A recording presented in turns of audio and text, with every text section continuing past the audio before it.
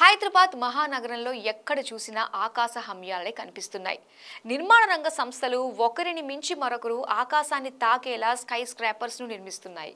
అయితే భారీ నిర్మాణాల్లో అగ్ని ప్రమాదాలు జరిగినప్పుడు సురక్షితంగా కిందకు దిగే ఫైర్ ఎవాక్యుయేషన్ లిఫ్ట్లు ఉండాలంటున్నారు నిపుణులు. ఈ మేరకు ఆకాశ హమ్యాలలో ఫైర్ లిఫ్ట్లు ఏర్పాటు చేసేలా ప్రభుత్వం నిబంధన తీసుకురావాలని సూచిస్తున్నారు. దేశవ్యాప్తంగా మెట్రో నగరాల్లో ఆకాశ హమ్యాల నిర్మాణాలు పెరుగుతున్నాయి. కనీసం 10 అంతస్తుల నుంచి మొదలుకొని గరిష్టంగా 50 అంతస్తులు ఆ పై వరకు ఎత్తైన భవనాలను నిర్మిస్తున్నారు. అందులో ఎక్కువగా 25 అంతస్తుల నుంచి 45 అంతస్తుల వరకు స్కై స్క్రేపర్స్ నిర్మాణం అవుతున్నాయి.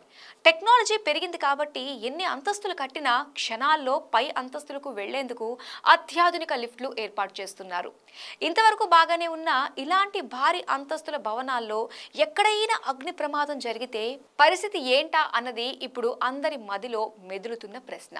దేశంలోని చాలా మెట్రో నగరాల్లోని ఎత్తైన భవనాల్లో అగ్ని ప్రమాదాలు జరిగినప్పుడు చాలా వరకు ప్రాణనష్టం జరుగుతోంది. ఈ మధ్య హైదరాబాద్లో జరిగిన పలు అగ్ని ప్రమాదాల్లో భారీగా ప్రాణ ఆస్తి నష్టం జరిగింది. మరీ ముఖ్యంగా పాత బస్తీ గుల్జార్ హౌస్లో జరిగిన ఫైర్ యాక్సిడెంట్లో ఏకంగా 17 మంది ప్రాణాలు కోల్పోయారు. అందుకే భారీ భవనాల్లో అగ్ని ప్రమాదాలు జరిగినప్పుడు పై అంతస్తుల్లో ఉన్న వారిని వేగంగా కిందికి తీసుకువచ్చే ప్రత్యేక వ్యవస్థ ఉండాలని నిపుణులు సూచిస్తున్నారు.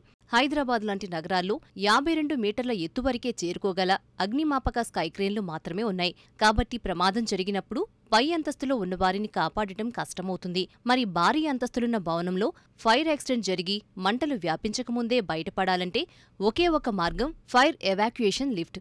అవును, అగ్ని ప్రమాదాలు సంభవించినప్పుడు సైతం క్షేమంగా అత్యంత వేగంగా పై అంతస్తుల నుంచి కిందకి దిగేందుకు భవనాల్లో ప్రత్యేక లిఫ్టులు ఉండాలి. ఈ లిఫ్టులు మంటల్ని తట్టుకుంటాయి.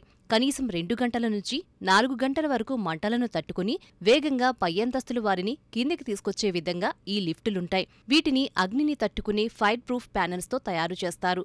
అగ్ని ప్రమాదం జరిగినప్పుడు ఈ అత్యాధునిక ఫైర్ ఎవాక్యుయేషన్ లిఫ్టులు పనిచేయడానికి ప్రత్యామ్నాయ విద్యుత్ సరఫరాను ఏర్పాటు చేస్తారు.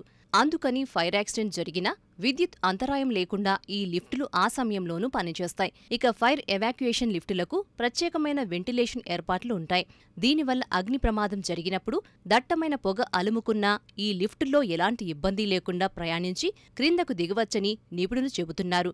కాబట్టి భారీ అంతస్తులున్న భవనాల్లో ఇలాంటి ఫైర్ లిఫ్టులను ఏర్పాటు చేస్తే అగ్ని ప్రమాదం జరిగినప్పుడు సులభంగా భవనంలో ఉన్నవారు ప్రమాదం బారిన పడకుండా బయటపడవచ్చని నిపుణులు చెబుతున్నారు. మిగతా సాధారణ లిఫ్టులతో పోలిస్తే ఫైర్ ఎవాక్యుయేషన్ లిఫ్టుల ధర కొంత ఎక్కువే అయినా అగ్ని ప్రమాదాలను నివాస, వాణిజ్య భవనాల్లో నివసిస్తున్న వారి భద్రతను దృష్టిలో పెట్టుకోవాలని నిపుణులు సూచిస్తున్నారు. మహారాష్ట్ర ప్రభుత్వం 22 అంతస్తులు దాటిన భారీ భవనాల్లో ఫైర్ ఎవాక్యుయేషన్ లిఫ్ట్ తప్పనిసరిగా ఏర్పాటు చేయాలని నిబంధన తీసుకువచ్చింది. మరికొన్ని రాష్ట్రాలు కూడా ఆ దిశగా చర్యలు తీసుకుంటున్నాయి.